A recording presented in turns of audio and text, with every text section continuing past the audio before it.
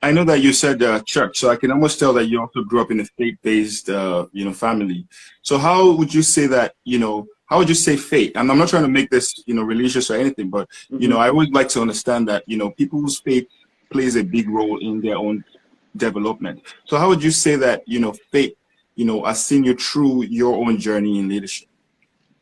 Yeah, well, faith has been a huge part of my journey, and I definitely, attribute all of my success to God and Mm, everything He's done for me and the doors He's opened for me personally. But yeah, being part of a faith-based community is so important for a variety of reasons. Primarily because you have a support system, you have people who share similar goals and interests, and at least for me as a Christian, one of the primary tenets of the Christian faith is to do unto others as you'd have them to do unto you, and to help the needy and to help the less fortunate. So things of that nature. Those tenets of the Christian faith were something that really attracted me to the faith, because so much of Jesus's teachings really instructed others to help their neighbor, to uplift their community, to be change makers within their community, just like Jesus was. So that's been something that's been very impactful in my life.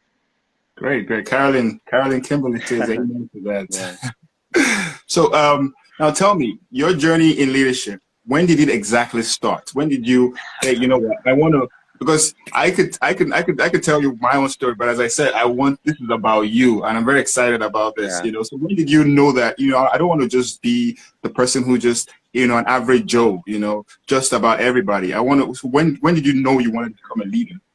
Well, that's a good question, because typically it's more of a trans, formational type process where you at times don't necessarily, you know, cognitively realize I want to be a leader, but sometimes life circumstances force people into leadership roles, and that's sort of how things happen for me, and just sort of watching my dad as he was engaged in our community, and he's asking him, Dad, why do you want to run for office? And he says, because if I don't, nobody else will. And sometimes you just have to make a change in your community, or you have to be willing to be that voice to bring about Gotcha. change in your community. And that was instilled in me at an early age, so I sort of watched my dad in a lot of capacity ways.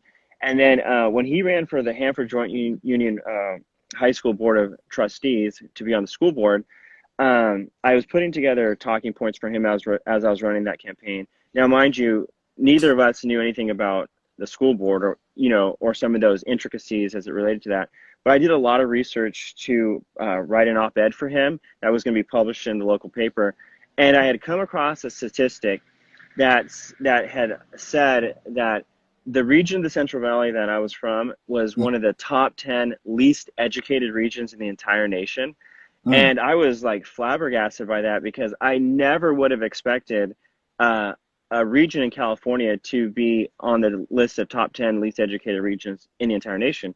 And I remember thinking to myself, like, somebody should really do something about that, given the fact that, this is my home community. I would love to see change, or love to see people providing opportunities for the students in these rural agricultural based farm working communities, to provide them opportunities so they could go to college. Now, this is when I was in my first year of law school, mind you.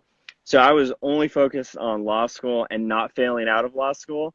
And I mm-hmm. wasn't necessarily thinking about starting a nonprofit and running a full time organization.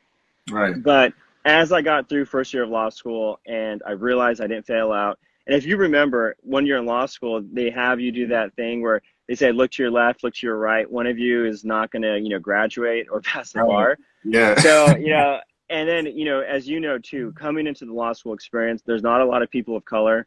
I was one of the very few people of color in my cohort. So already I felt like I didn't belong. The summer previous to that, right before I came to law school, I was working construction with my dad in the Central Valley. So I Mm-hmm. totally felt like an imposter. A lot of my peers in that first year law school cohort had, been interning in law firms. They had had a lot of other meaningful experiences.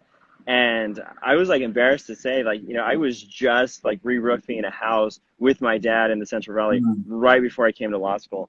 So it took about a year for me to adjust to the law school experience and to realize that I wasn't a fraud, that I could, I had the abilities to maintain, good grades in law school, and then I could start delving into other things. So after that first year, and I remember reading that article as I wrote that op-ed for my dad, it like 3 years later, it came back to me and said, somebody should really do something to help provide college access to students in the Valley. And then like a voice answered inside of me. It's like, well, why didn't you do it? And then Exactly, exactly. at that point, it's like you're culpable now. I'm like, wow, like, maybe I should do something. I've graduated law school. I have a little bit more resources. I have a lot more time now that I've passed the bar exam. So I started forming the necessary paperwork for the organization and started connecting with speakers. I connected with my old high school. I was able to use their facilities as a location for our summer programming. I was able to connect with local Valley leaders so that we could provide opportunities for the students. Our very first year, we took the students to Fresno State. Dr. Joseph Castro, president of Fresno State, he was able to address the students. We were able to provide them with, a variety of experiences while we were on campus. We took them bowling, things of that nature, just to show them how fun, college can really be. And a lot of the kids who participated in that first year have now, are now board members within our organization because they've graduated. They're at Stanford, they're at Sac State, they're at a variety of different colleges across the state. And now they're giving back because they were in that very first cohort of participants, and they were able to see the value of providing students with opportunities with special speakers, things of that nature. So last year we took the kids to tour Google in part of our tech focus.